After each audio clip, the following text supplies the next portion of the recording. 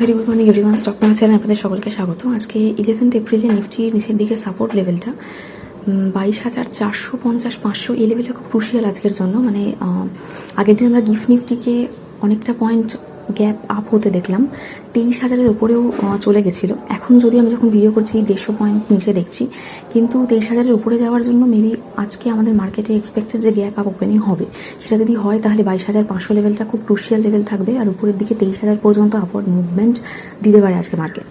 এবার ব্যাঙ্ক নিফটির ক্ষেত্রে লেভেলটা হচ্ছে 51,000 উপরে রেজিস্ট্যান্স, আর নিচের দিকে 50,300টা সাপোর্ট লেভেল রয়েছে, তার নিচে রয়েছে 50,150 support level.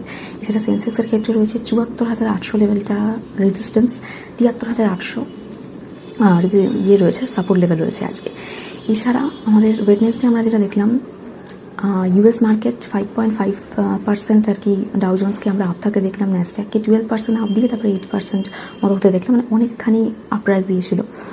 90 days tariff remove করছে ট্রাম্প সেটার ঘোষণাতে, তো সেই ইম্প্যাক্ট আজকে আমাদের মার্কেটেও থাকবে, কারণ আমাদের মার্কেট বন্ধ ছিল আগের দিন। তো আজকে কিছুটা ইম্প্যাক্ট অবশ্যই থাকার কথা, সেই জন্য গ্যাপ আপ ওপেনিং এবং কিছুটা আপওয়ার্ড মুভমেন্ট থাকলেও থাকতে পারে। 90 ডেজ এবার ট্যারিফ রিমুভ ঠিক করা হয়নি, পজ করা হয়েছে।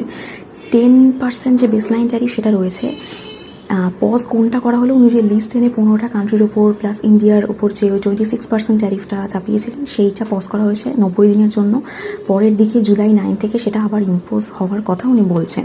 আমাদের ইন্ডিয়ান মার্কেটে Q1 রেজাল্ট যে গন্ডগোল হওয়ার কথা ছিল, মানে যা এক্সপেক্টেড সেটা হয়তো হবে না, সেটা Q1-এ এফেক্ট হতো আমাদের, সেটা হয়তো হবে না, তার কারণ জুলাই Q1 আমাদের পেরিয়ে যাচ্ছে, তারপরে ট্যারিফ আবার ইম্পোজ হলে হতে পারে। তার মাঝখানে আবার ট্রাম্প কী বলবেন তার নেই ঠিক। তো এবার 90 দিনের জন্য ট্যারিফটা পজ করলেন। এটা কিন্তু আগেই যে নিউজটা এসেছিলো সেখানেও যেটাকে হোয়াইট হাউস বলেছিলেন যে ফেক নিউজ, সেটা কিন্তু অলরেডি আগে খবরটা বেরিয়ে এসেছিল। এরপর ওটাকে ফেক নিউজ বলা হলো, তারপরে আবার মার্কেট পড়ে গেল।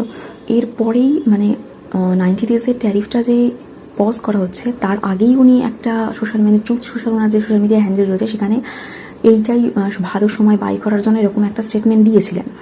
তো এইটাকে একদম ওপেনলি ইনসাইডার ট্রেডিং বলা হচ্ছে, এবং আরও দেওয়া হচ্ছে যে হোয়াইট হাউস এমপ্লয়িরা মোটামুটি বিলিয়নের ওপর কামিয়ে নিয়েছেন ওই দিনকে, এবং সিঙ্গেল ডেতে ট্রাম্প 415 মিলিয়ন ওনার গেইন হয়েছে। তো এইটা ইনভেস্টিগেশন করা হবে পরের দিকে, দেখা যাক ইনভেস্টিগেশন কি হয় না হয়।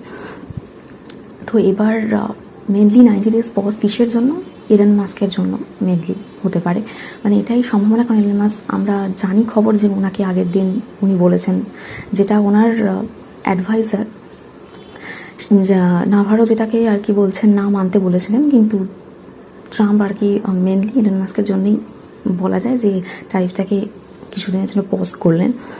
এরপর হচ্ছে যে চায়নার ওপর কিন্তু আছে 145% চায়নার ওপর যে ট্যারিফ ইম্পোজ করা হয়েছে সেটা কিন্তু আছে, বাদবাকি দেশের ওপর নেই। এবার চায়নার যে প্রেসিডেন্ট তাকে উনি আবার মানে ভালো কথাও বলছেন, উনি বলছেন যে smartest man in the world Xi জিনপিংকে। তো এইভাবে ভালো কথা বলছে, তার কারণ একটু বাটারিং করছেন। তার কারণ রয়েছে যে ইউএস বন্ড, সেই বন্ডের এমনি ভ্যালু কমে যাচ্ছে, বন্ডের সেল হচ্ছে বন্ড। তো চায়নার কাছে মোটামুটি 800 থেকে 900 বিলিয়ন বন্ড রয়েছে ইউএসের। তো সেটা যদি আবার হিউজ সেল অফ হতে আরম্ভ করে তাহলে বন্ডের ভ্যালু কমে যাবে, এমনি কমছে বন্ড ইল্ড বাড়ছে সেটা আমরা দেখছিলাম। তো এই জন্য মোটামুটি ব্যাপারটাকে অনেকটা প্যাসিফাই করার চেষ্টা করছেন ট্রাম্প। তো দেখা যাক পরবর্তীকালে কী হয়, এটার ওপরে এটার নিউজে থাকবে। এছাড়া আমাদের যে এমপিসি মিটিং হলো সেখানে তো আমরা 25 বেসিস পয়েন্টের রেট কাট হতে দেখলাম। এবার কোয়ার্টার মানে পরবর্তী ফাইন্যান্সিয়াল ইয়ারের জন্য প্রত্যেকটা কোয়ার্টারেই আমরা দেখছি যে জিডিপি গ্রোথ যা ছিল তার থেকে কমানো হয়েছে। মেনলি এই ট্রাম্পের ট্যারিফটার ইম্প্যাক্ট থাকবে পরবর্তীকালে, তো সেই জন্য কোয়ার্টারলি জিডিপি গ্রোথ কমানো হয়েছে।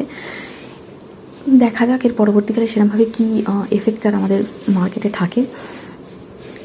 এছাড়া আমাদের তো মানে রেট কাট করে যেহেতু কনজিউমার স্পেন্ডিংটা বাড়ানো হচ্ছে, তো মোটামুটি জিডিপি এই গ্রোথটাকে অ্যাকচুয়ালি ব্যালেন্স আউট করার জন্যই আমাদের রেট কাটটা। এদিকে কনজিউমার স্পেন্ডিং বাড়বে, আর এদিকে আমাদের নেট এক্সপোর্ট যেটা সেটা ট্যারিফের জন্য কিছুটা হলেও কমতে পারে। এরপর আমরা যেটা দেখছি ইন্ডিয়ান মার্কেটের জন্য একটা গুড নিউজ হতে পারে যে চাইনিজ প্রোডাক্টের ওপর যেহেতু দাম বেড়ে গেছে, তাহলে সেলিং চাইনিজ প্রোডাক্টের ইউএস মার্কেটে কমে যাবে। তো ইন্ডিয়ান মার্কেটের জন্য সেটা পজিটিভ হতে পারে ইন্ডিয়ান মার্কেটের যে জিনিসপত্রগুলো যেগুলো আর কি এক্সপোর্ট হচ্ছে সেগুলো ওখানে ভালোভাবে সেল হতে পারে। তো দেখা যায় পরবর্তীকালে কী হয়। এছাড়া আমাদের ইন্ডিয়ান মার্কেটের নিউজে রয়েছে টিসিএসের জন্য। টিসিএসের কিন্তু ইয়ার অন ইয়ার যে প্রফিট রয়েছে এটা 2% কমে গেছে। ব্যাড নিউজ একটা, যা এস্টিমেশন ছিল তার থেকে কমে, মানে এস্টিমেশন ওয়াইজ হয়নি রেজাল্ট। এবার পরবর্তীকালে যে গ্রোথের কথা বলেছেন সেখানেও ওনারা মানে ট্যারিফের ইম্প্যাক্ট একটা থাকবে সেটা ওনারা বলেছেন, এবং তার জন্য ওনারা স্যালারি হাইক যে এপ্রিল মাসে করতেন সেটা করছেন না। তো এই ব্যাপারগুলো টিসিএসে রয়েছে, কিন্তু তাও 30 টাকা পার শেয়ার ওনারা ডিভিডেন্ড ঘোষণা করেছেন। দেখা যাক, আজকে আইটি সেক্টরের উপর ফোকাসটা রাখতে হবে, মেটাল সেক্টরের উপর ফোকাস রাখতে হবে। এছাড়া জেএসডব্লিউ যে নিও এনার্জি, সেই এনার্জি 4.7 গিগাওয়াটের গ্রিন এনার্জি প্ল্যাটফর্ম আর কি O2 পাওয়ার থেকে ওটাকে অ্যাকোয়ার করছেন, সেটার এনার্জি ব্যাপারে আমাদেরকে ফোকাসটা রাখতে হবে। এছাড়া আদানি উইলমারের নিউ আর কি নতুন নাম হচ্ছে AWL অ্যাগ্রি বিজনেস, এই নামটা। তো এই বিজনেস আদানি উইলমারের ওপর, তারপরে আমাদের এই energy sector, IT and metal, এই কটা সেক্টরের উপর আজকে ফোকাস রাখতে হবে। দেখা যাক কীরকম কী মুভমেন্ট আজকে দেয়। এছাড়া দীপক নাইট্রিকের 35,000 কোটি মেজর ক্যাপেক্স ওরা দিচ্ছে, তো এই স্টকগুলোর দিকে মানে স্টাডি করার জন্য পড়তে পারেন এগুলো। এবার আমাদের ইন্ডিয়ান মার্কেটে আজকে আপওয়ার্ড কিছুটা মুভমেন্ট দেবে, এটাই এক্সপেক্টেড। দেখা যাক কীরকম কী থাকে। কিন্তু আমার এই ভিডিওর উপর ডিপেন্ড করে কোনো ইনভেস্টমেন্ট করবেন না। আবারও বলছি, শুধুমাত্র এডুকেশন পারপাসে এই ভিডিও করা। আমি কোনো সেবি রেজিস্টার্ড অ্যাডভাইজার বা অ্যানালিস্ট নই। দেখা হচ্ছে নেক্সট ভিডিওতে।